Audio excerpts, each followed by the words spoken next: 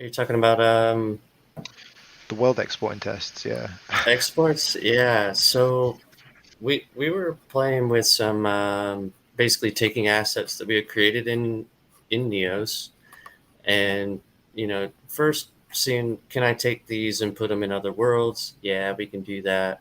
Can I take it out and then play with it in Blender and then put it somewhere else? Yeah, we can do that.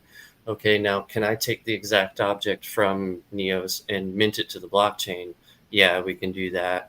Okay, now can we mint an entire world on the blockchain as an NFT? Yeah, we can do that. Okay, cool. So how much of the parameters can we get into this NFT? Wow, I can get my gravity, I can get my locomotion, I can get my roles, my permissions within world.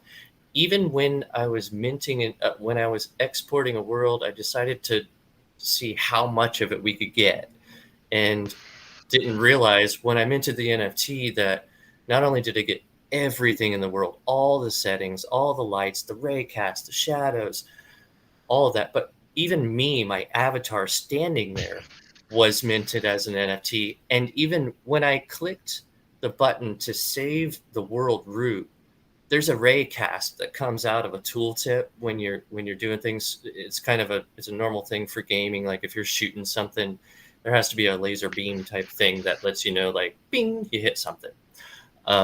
So that raycast was actually minted in that NFT. You could actually see it in the NFT when you brought it, you know, uh, when you brought it into a 3D viewer and like zoomed in. You see all these assets, crazy, because it's got all these settings that you'd have to kind of make disappear and work with.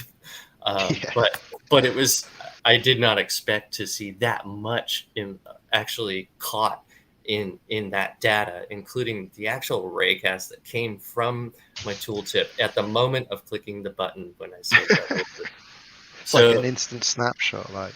yeah, pretty wild stuff. Next is basically seeing, how much of those same parameters can be applied in different metaverses depending on the metaverse. Obviously, some of them will not apply because Neos is about the freest well, it is the freest metaverse I kind of know of. As far as restrictions go, most other platforms restrict you according to what they think their average user base is going to be able to run. So you're only allowed to drop a certain number of assets. You're only allowed to make your world or your land so big, or it's limited from the beginning. You buy land that's only so big, like the real world. But Neos is definitely not that way. You're absolutely unlimited on your, pixels that you put in there, on your polygons, on the size of your world, and really, it's on you to optimize it properly at this point. This is why some users will hop in Neos, hop in a world that's not very well optimized, and think that all of Neos is pretty crappy and they can't run it on their system, when in actuality, you can build out a world right now to be able to run on a mobile phone. It's Um, Android support, but it's still very early beta. yeah, it's just very early. Yeah, very Yeah. free. Just like real world, the more free you are, yeah, you're free to hurt yourself if you want to, dummy. But you're also free to level yourself up to a point that we weren't restricted in other places before. I think that's a really important distinction is that people might not realize that with something like on Cyber, there's still like the limit of how many assets you can post up there. It is free, it's very convenient, but there's still limits that people can support. And I think it's great that there is this multi-dimensional aspect to it where you're not bound by the same rules of physicality, right? You can literally open the portal and go to another world and have your memory mansion, so to speak. Exactly. It's a technique used for memorizing things and building up really strong memories. Um, it's called the memory mansion, where you put a memory or something that you want to remember in each room. And this is like Oh, a way to actually do that. So people that want to memorize large amount of things can visualize them walking through a house, and each step of the house is a different part of something that they're supposed to memorize or remember. So yeah, it's a technique for long-term memory storage. I'm gonna try that out. You know. Yeah, and I love that you're talking about that. I love that stuff. Music is a huge thing with memory recall, and a wonderful thing that you can add to that: the visuals, the music, the memories that can be invoked from our senses. We don't have smell in the metaverse yet, but that will Yeah. be a big one. You know? Yeah, I think as we kind of step into this space, it's important that we experience them. You can't just sit back and watch a video about the metaverse and have it connect with you. Hop into the world, see what we're talking about, whether it's voxels or neos. Like the real joy comes from you going and making memories and doing stuff and participating, because that's when you actually get to go to the club. You know, when you Yeah. when you go and do the stuff. You could wear So anything to the club then. wear a hash mask. Ooh. Someone said, "Oh man, I want that design." I saw the eyes and I was like, "Oh my gosh." So thanks so much for giving us an intro about Neos VR. That's really awesome what you guys have been working on there and what's possible. So thanks so much for showing us. Very pretty. I'm sure we'll see more of Neos this year. And yeah, I'm excited. Thanks a lot. It's all good. So next up Thank you. might be a little bit more Neos. I believe it's Moloch Cloud Ship. Is Oh, Moloch sweet. Cloud Okay. Ship also Neos VR, or Yep. is that okay? Well, it That's is right. now. It's the Genesis started in Neos, but as Musashi said, the plan is to make some wormholes and see what's up.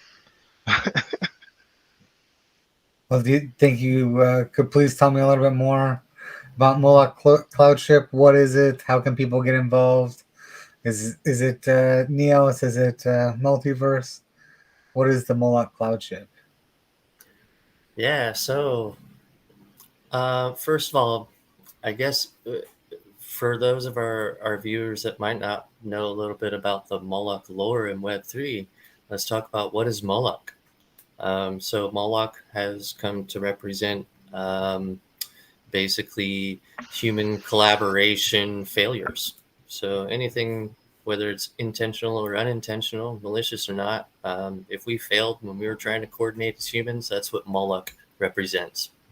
And as Web3 builders, we are building infrastructure to slay Moloch in basically creating infrastructure for human collaboration to happen in a more beneficial manner for all, and obviously a more beneficial manner for all the environment that we all live in. Um, so Moloch Cloud Ship, why Moloch Cloud Ship? What is Moloch Cloud Ship? It's like Bogey mentioned, we started in Neos. That's where our flagship is being built right now. Um, and we are planning on being multiverse. We already do have the ability to be multiverse in multiple ways. So another thing that we've tested, and this is something that was really fun to have the actual breakthrough, because I worked on it for so long because I knew this was a crucial thing for us. But being able to move from metaverse to metaverse seamlessly without it feeling like I was getting out of this and loading up that. I wanted it to feel like I was walking from room to room, and you never really notice that you've moved to an entirely different metaverse, whole different world. But it looks like I just walked from one room to another. So this has changed the game for us as far as our builds. We're able to connect communities, crossverse, multiverse, and create a portal or just a walkthrough with any kind of visualization they want. Whether they want a seamless thing like I like, which is just opening up a door and walking into the next room, or if they want something more wild where you walk into a transporter and get sucked through a wormhole and end up through this fun experience. But back to why build Moloch Cloud Ship? What is it really? Um, in my experience, getting into blockchain, crypto, and Web3 basically about 3 years ago or so, um, I eventually found myself involved with some DAOs.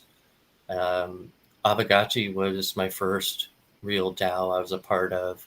And then Metagame was kind of one of the first DAOs I felt like I was working for, actually doing stuff and on the back end that really like meant something. And um, basically, I got involved with quite a few other DAOs in the process and was doing different work here and there, some of it overlapping, some of it not. But I started to notice a lot of problems that all the DAOs had in common. Things like being spread out amongst a lot of platforms, whether it was voting on Aragon and DAO House and Snapshot and Snapchat, or maybe some are Snapchatting, but communicating on Discord and Telegram and Twitter, and writing our documents on Notion and Medium, and we were just so spread out. It was very difficult to be effective in my work and focused. And I could see that it affected everyone that way too. And so we wanted to kind of silo all of these platforms into one space to make it a lot easier to work and not break our flow. So when I write a document, I can drop it on a desk and it immediately, depending on what it is, if it needs to be edited to work with, it gets dropped onto our proper Notion or Medium, or if it's a finished document, it gets dropped into another bin. It automatically gets published for us. Things like that. We don't have to open up a new program or whatever. And that was happening with all the new Web3 dApps too, and stuff like that. That was making coordination and collaboration easier. It was making us more effective, but it was also like whack-a-mole. As soon as we, pull in all these different platforms we're on into one space, it was like 10 more popped out. And they were great, but it was this balance of like, we're spreading ourselves out amongst more platforms, though they're also helping us.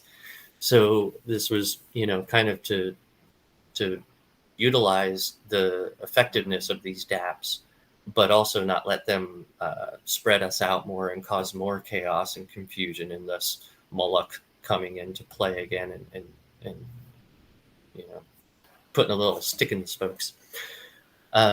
So collaboration with work, our flow, we like to do a lot of cross DAO work together, but as many of us know, it's very difficult to be active in more than one, like Discord or Telegram, and keep up, and therefore be effective and really make change or do good quality work in each DAO. So there's these barriers. I can't be in 5-10 DAOs and be really effective. And that's mainly because of the way Discord's set up or Telegram's set up. So to make it where we're walking from space to space, or we're portaling from from one writer's space to the other writer's space, where we're, collaborating and coordinating together, where meetings can be popped up just like in Discord in a heartbeat, but everyone gets a notification no matter where they're at on their little Pip-Boy that's attached to them. Maybe not a Pip-Boy, but some sort of device that has all of your notifications and your favorite spots in the cloud ship to go to, or whatever metaverse or meeting space it might be. And then to kind of gamify the whole aspect, like a lot of us are already trying to do this or already are doing this. In life, I already love to do this, and a lot of parents, quickly start doing this because you know, games are a lot more fun than fighting with a kid. So, you know, like when I'm on a farm and I'm just digging dirt, you know, like that's got to be a game, dude. Like, why are we doing tough stuff and not having fun with it, you know? And so, like, if you're writing code or you're writing an article or you're making art, you know, why not have fun with it? Why not make this a story? You know, why not have it tell our story as we work? Um, things like that. So, communication becomes a bit easier in this type of a metaverse as well. You know, video chats really help us because we get some of our expression and stuff, but some of us still want to be anonymous. And so we really miss out on body language and facial expression. And so we can get that in the metaverse while still staying anonymous or pseudo anonymous. Um, and that really helps with collaboration, coordination, and especially disputes. You know, 90% of the disputes I've been in on Discord probably would have never happened had someone A, heard my voice, B, seen my face, and vice versa. Had I heard their voice, seen their face, or their body language, I would have seen and understood a lot more about what they were saying to me, and I would have connected with them a lot more, just like I would in real life. Maybe not fully the all the energetics that might be able to happen in real life, but just about everything else. And so, you know, disputes and just general conversation really tend to happen a lot smoother. We tend to connect to each other and understand each other a bit more. And that really helps us to be more effective and more empathetic and sympathetic towards each other, something that seems to be getting more disconnected in some of our older social platforms. That's really you know, taking a lot of the humanity out of us.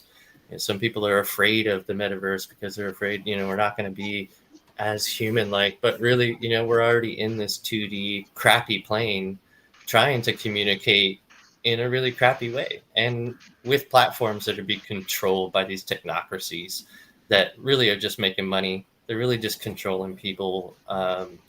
And when we're in our metaverse environment, we don't have any of that.